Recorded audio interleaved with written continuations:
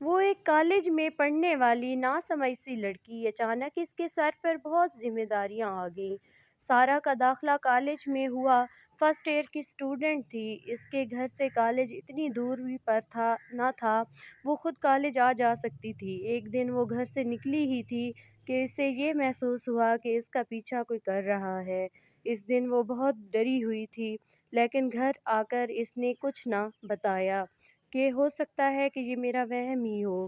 اگلے دن وہ اسی وقت گھر سے نکلی تو ویسے ہی کسی کو اپنا پیچھا کرتے دیکھا، تو اس نے ہمت کر کے اس شخص سے بات کی کہ آپ کے ساتھ کیا مسئلہ ہے، آپ کیوں پیچھا کر رہے ہیں اور آپ کون ہیں؟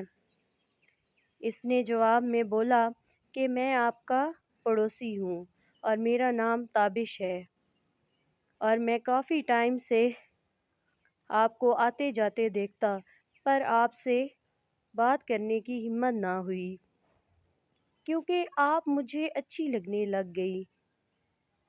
یہ سب سن کر سارہ بہت خوف زدہ ہو گئی اور وہاں سے چل پڑی۔ تابش اسے حیران ہو کر دیکھتا رہ گیا کہ کہیں اس نے میری بات کا برا تو نہیں مان لیا۔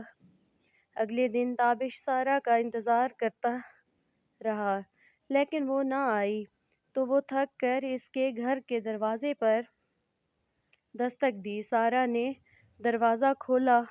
ابھی تابش نے کچھ بولا ہی نہ تھا کہ سارہ کے والد وہاں آ گئے اور بنا کچھ جانے وہ سارہ پر غصہ کرنے لگے۔ تبھی تابش نے کہا کہ اس کا کوئی قصور نہیں، میں تو کام سے آیا تھا۔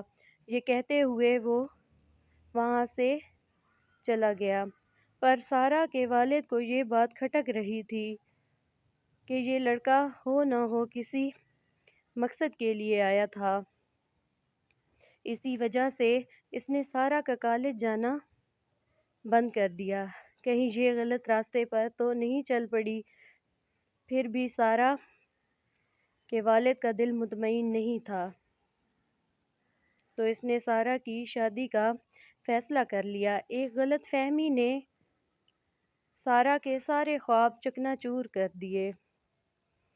آخر شادی ایک ان پڑھ شخص سے کر دی۔ وہ شخص جس سے سارہ کی شادی ہوئی وہ انتہائی جاہل تھا۔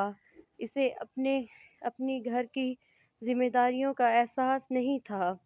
یوں کم عمر میں سارہ کے سر پر پورے گھر کی ذمہ داریاں آ پڑیں، اور اس طرح چھوٹی سی غلط فہمی نے سارہ کی زندگی کو تباہ کر دیا۔